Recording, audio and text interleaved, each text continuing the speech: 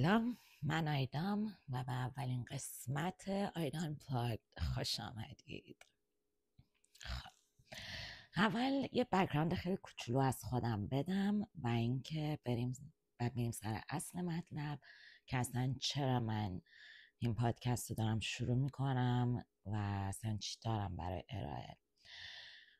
و اینم بگم که تمام حرفایی که میزنم از تجربه شخصی خودمه. من نه روانشناسی خوندم نه مدرک خاصی دارم تو این چیزا، فقط تجربه های خودمه و چیزایی که یاد گرفتم تو مسیر زندگی خودم. اینم شروع کردم به خاطر اینکه خیلی میبینم دور و بریا خیلی مشکلات مشترک داریم همه و چیزایی که حالا میرسیم بهش.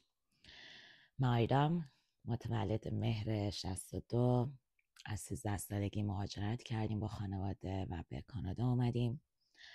تقریبا نزدیک 28-9 سال الان کانادام. توی این 28-9 سال 5 سال انگلیس بودم، 1 سال خورده آمریکا بودم، 2-3 بار ایران اومدم، 1 سال 10 ماه 7 ماه موندم و حالا سفرهای دیگه که داشتم تو این دوران خیلی جا رفتم، خدا رو شکر. و اینکه یه خواهر کوچیک‌تر دارم و پدر مادرم. این از این. ما هممون مطمئنا تجربه کردیم اینا تو زندگیامون، رابطه‌های ناموفق داشتیم و یه سری حالا دلمون شکسته، ضربه های خوردیم. ما در 60 حالا بگیم 50 یا 70 هم جزوش میذاریم، با اینکه ما خیلی در 60 بیشتر کشیدیم. کلن توی دورانی به دنیا آمدیم که جنگ بوده. دوره با الان خیلی فرق داشته، هم از نظر خانواده هامون خیلی خانواده های بسته تر یا مثلا محدودتری داشتیم، یا چیزایی که توی اجتماع برامون اتفاق افتاده، تو جنگ و زلزله و مریضی های مختلف و دوران اجتماعی های مختلف و تکنولوژی. ما 0 تا 100 رو تا الان دیدیم. خیلی وقتا دیدین، الان میبینم خیلی چیز شده توی مثلا اینستاگرام و اینا که 60 خانوماشون اینن، آقایشون اینن، خوب موندن، یا ولی کسی نمیدونه ما چیا کشیدیم.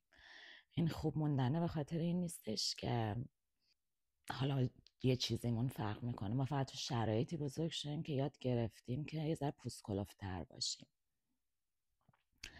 یه ذره خود ساخته تریم، خود کفاتریم، به کسی زیاد تکیه نکردیم. چون توی خونه خب پدر مثلا همیشه بیرون بوده، سر کار بوده، مادر حالا بوده تو خونه. مشکلاتمون رو بیشتر خودمون حل کردیم. زیاد به ما کامیونیکیشن یاد ندادن. ما زیاد نشستیم مثلا درد و دل کنیم با خانواده هامون، از مشکلاتمون بگیم، از اتفاقا بگیم. خیلی چیزا اصلا نباید گفته می شده، زشت بوده، بعد میریختیم تو خودمون، پست انداختیم دیگه. کلی تو دوره نوجوانیمون ما سالم‌تر زندگی کردیم، شادابتر بودیم، تو کوچه و خیابون و اینا بازی میکردیم، پای تلفن و لپتاپ و اینا نبودیم. دورمون همیشه دوستامون بودن، تنها بزرگ نشدیم. حالا دوستام نبودن، تو خانواده هامون معمولا بچه ها تعدادشون زیاد بوده، حالا دور همیای پدر مادرامون یا مهمونی ها که میرفتیم بچه زیاد بوده تو خانواده هامون که بخوایم باهاشون بزرگ بشیم و دوست بشیم و دور و برمون باشن و بازی کنیم. بعد میگن از موقعی که به دنیا میای تا 7 سالگی خیلی دوره حساسیه، چون تو اون دوره یه سری چیزا تومون شکل میگیره و میره توی ناخودآگاهمون که وقتی بزرگ میشیم ناخودآگاه ما اونا رو ازش حالا استفاده میکنیم یا چیزای منفی میشه تو زندگیمون. این نگفتن و نبایدهایی که تو زندگیمون بهمون یاد دادن توی ناخودآگاهمون رفته، چون هم تو خودم من اینو میبینم، هم توی هم دوره یام دوستان. همیشه یه ترسی تو وجودمونه، همیشه یه چیزی نگرمون داشته، هم میکشتمون. میخوایم یه کاری رو شروع کنیم، ترس داریم. میخوایم یه رابطه ای رو شروع کنیم، ترس داریم. میخوایم حرفمون رو بزنیم، ترس داریم از اینکه شاید طرف ناراحت بشه، شاید خوششون نیاد یا از مثلا ما رو قبول نکنن دیگه. و اینا چیزایی که شاید تو روزمره اصلا بهش فکرم نمی کنیم، ولی خب تو واقعیت تو زندگیمون هست و مانع پیشرفت میشه تو زندگیمون. چی شد که حالا من اینجا صحبت کنم؟ یه 4-5 سالیه که من شروع کردم رو خودم کار کردن، روی ترسام، از ترس حرف زدن. تو رابطه هم نمیتونستم کامیونیکیت کنم، حرف دلمو نمیگفتم. همیشه از این که مثلا یه دعوایی پیش بیاد یا اگه من الان این حرف بزنم مثلا ول میکنه میره، از ترس همه اینا همیشه سکوت میکنم و خواسته هامو نمیگفتم.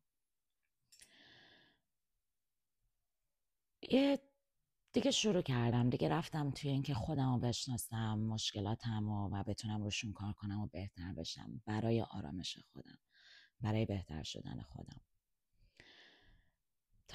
تا اینکه من یه سری از دوستامو تو سن جوانی توی این 3-4 سال اخیر از دست دادم پشت سر هم.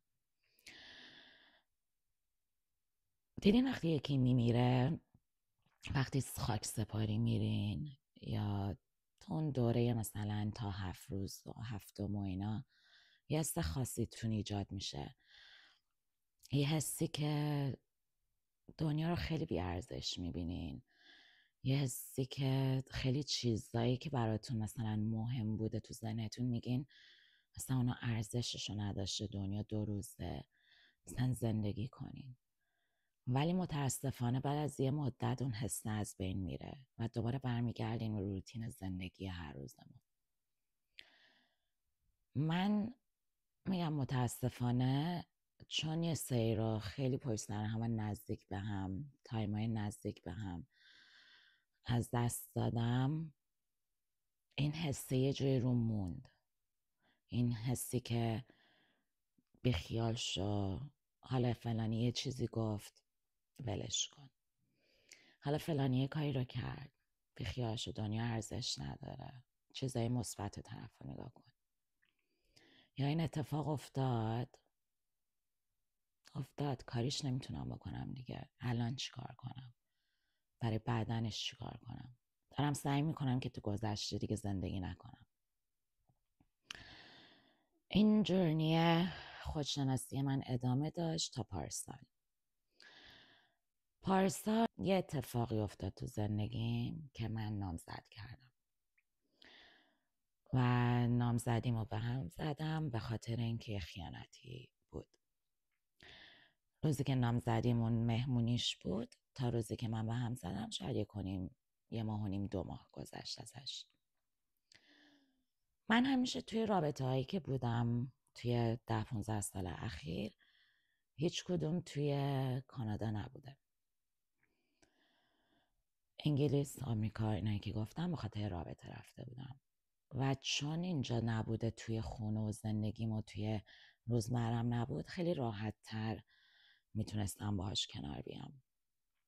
و اینم بگم مثلا از اون آدمایی نیستم که وقتی یه رابطه به هم میخوره خیلی خودخوری کنم یا مدت زیادی بخوام صرف اون رابطه بعد از اینکه تموم شده بکنم. بیشتر خب اینکه نرماله چند روز اول خب بالاخره ناراحتی، یه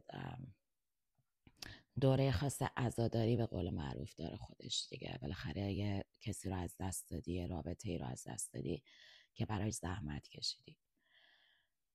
ولی یکی دو روز که میگذره مایندستم رو عوض میکنم و میرم به روزای خوب اون دوران نگاه میکنم با خاطره های خوبش. حالا سفرهای زیادی رفتم یا روزای خیلی خوبی داشتیم، مثلا حتی تنابی، مثلا خندیدیم فلان هرچی. به چیزای خوبش سعی میکنم فوکسم رو ببرم تا منفیش و همین باعث میشه که سریعتر بتونم با این داستان کنار بیام و به زندگیم ادامه بدم. و اینم بگم وقتی میدونم اون رابطه کامل تموم شده و دیگه هیچ راه برگشتی نیست، کلا میرم اولین کاری که میکنم تمام عکس ها و فیلم های اون طرف رو پاک میکنم که هی نخوام برگردم بهش بگم مثلا فلان. کلا سعی میکنم از زندگی فیزیکیم پاکش کنم. بالاخره تو مغزت ناخودآگاه بالاخره بعضی موقع چیزایی میاد گذره و میره، ولی وقتی هم که میاد باز خودم رو ریمایند میکنم که اون تمام شده و تمام گذرا بود، گذشت کن. ولی این دفعه متاسفانه توی شهری بود که زندگی میکردم. روزی که فهمیدم این اتفاق مثلا خیانت پیش اومده، همون شب رابطه رو تموم کردم. و توی اون رابطه همیشه یه حسی بهم میگفتش که یه چیزی درست نیست از اولش، ولی انقدر بلد بود، انقدر قشنگ لاو بامبمو کرد. خیلی بلد بود چجوری قربون صدقه بره دور به چرخه بهت، هم برات همه کار بکنه، با پدر مادرم چجوری برخورد کنه، با دوستام چجوری برخورد کنه، چجوری دل همه رو به دست بیاره و نفوذی بود دیگه. ولی وقتی هم که به هم خورد مثلا تموم کردم اون شب اوکی بودم، یعنی هیچ حس پشیمونی نداشتم که حالا شاید یه اشتباهی کرده، حالا هرچی. تا دو سه روز بعدش که یه مهمونی رفتم و توی اون مهمونی کاری بود، نه خب تو دوستام که همه میدونستن، یه مهمونی کاری بود که مال سر کار یکی از دوستان بود که گفت تو خونه نشین بیا با من بریم، برای کریسمس بود. من رفتم اونجا و دو سه تا آشنا دیدم که شنیده بودن که من نامزد کردم و اومدن به هم تبریک گفتن. اون تبریکه یه حسی رو تو من ایجاد کرد، حس این که نه حس شکست از رابطه، شروع کردم خودم رو سرزنش کردن که من چرا به این طرف اجازه دارم که در این حد وارد حریم شخصی من بشه، توی خانواده‌ام ورود کنه و اصلا همه میدونستن دیگه، چون تورنتو هم حالا کسایی که من ایرانی زیاد هست ولی بازم کوچیکه. خلاصه تصمیم گرفتم که از کانادا بیام ایران و یه مدت اینجا نباشم تا بالاخره آدم ها فراموش میکنن دیگه، عادی میشه. و اینم بگم توی اون 2 هفته‌ای که از اون داستان تا بیام ایران زیاد حالم اوکی نبود، چون خودم سرزنش برای پدر مادرم میکردم، چون این شکست برای من نبود، برای همه دور و بریام بود و هیچکس باورش نمیشد که چه این اتفاقی افتاده اینطوری. دیگه چه برسه به خودم. خلاصه اومدم ایران و یه 2 هفته برای خودم تنها نشستم تو خونه که بتونم با خودم کنار بیام و این مسئله رو حل کنم و حالم خوب کنم، چون موقعی که کاملا حالم خوب نباشه و حال خودم با خودم خوب نباشه، کاری ازم سر میزنه که اوکی نیست، برخوردایی میکنم که پرخاشگری شاید بکنم یا بالاخره یه جایی ازم میزنه بیرون و اونو دوست ندارم. برای همین تصمیم گرفتم تنها بشینم تو سکوت خودم توی خونه با خودم رو خودم کار کنم. پادکست گوش دادم، کتاب خوندم، گریه کردم، تو آینه با خودم حرف زدم ساعت ها مثل این دیوونه ها، ولی کار میکنه. با خودتون تو آینه زیاد حرف بزنین، موثره. خلاصه تا اینکه حالم خوب شد. حالا تو اون موقعی که ایران بودم خیلی اتفاقای خوب و جالبی هم برام افتاد که کلا روحیم رو عوض کرد و نگاه تازه، یه نگاه دیگه به دنیا پیدا کردم. با یه سری از بچه ها آشنا شدم که تو کار خیری و اینا بودم و مثلا دم عید میرفتیم بیمارستانای مثلا بچه سرطانی، بهزیستی یا روان اعصاب، و اونجا من یاد گرفتم که مشکلایی که من تو ذهنم ما برای خودمون میسازیم، شاید تو اون لحظه فکر کنیم وای چه مشکل بزرگی، ولی وقتی چیزای دیگر رو میبینی توی دنیا میگی اصلا مشکل من مشکل نیست، این واقعا مشکل نیست. وقتی بچه های کوچیکو میبینی که رو تخت بیمارستانن و هنوز امید دارن و میخندن و شادی میکنن، وقتی پدر مادرایی میبینی که جلوی بچه هاشون دارن لبخند میزنن ولی وقتی ما از اتاق میایم بیرون دنبال ما میان بیرون و میزنن زیر گریه و شروع میکنن درد و دل کردن و میشینی حرفاشون رو گوش میکنی، وقتی اون بچه 5-6 ساله رو تو خیابون میبینی، وقتی فقر رو میبینی، وقتی مریضی رو میبینی، وقتی یه سری چیزایی رو میبینی که تو اون اتفاقا خدا رو شکر نیفتادی، تنت سالمه، پدر مادرت سالمن، دور و بریات سالمن هستن و خیلی چیزا برات مفهومی نداره دیگه که بخوای اصلا وقت و انرژی تو روش بذاری. ولی چند وقت پیش بود داشتم فکر میکردم که آیدا نمیشه که همه بد باشن، بدم بوده توشونا ولی من خوبم داشتم که حالا مسیرامون عوض شده، خواسته هامون عوض شده، ولی یه جای کار اشکال داره. من تنها نقطه مشترک تمام این روابط بودم و شروع کردم نگاه کردن به خودم، واقعا نگاه کردن به خودم. نمیگم من آدم بدیم یا اونا آدمای بدین، ولی وقتی هی پشت سر هم یه چیزی تکرار میشه فکر کنم بهتره یه نگاه به خودمونم بکنیم.